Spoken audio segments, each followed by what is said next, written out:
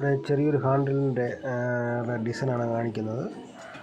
ഇവിടെ hand rail പൊക്കമില്ലാതെ പോയി ഒരു വാർത്തുണ്ടാക്കിയപ്പം പിള്ളേരൊക്കെ താഴെ പോകാൻ സാധ്യതയുള്ളതുകൊണ്ട് നമ്മൾ ചുമ്മാ ഒരു അടിയൊരു ഫട്ട ഓടിച്ച് മണ്ടൊരു വൈ അടിച്ച് ഡിസൈൻ ചെയ്തതാണ്. കാണാൻ നല്ല ഭംഗിയാണ് അത് ചെയ്തിരിക്കുന്നത്.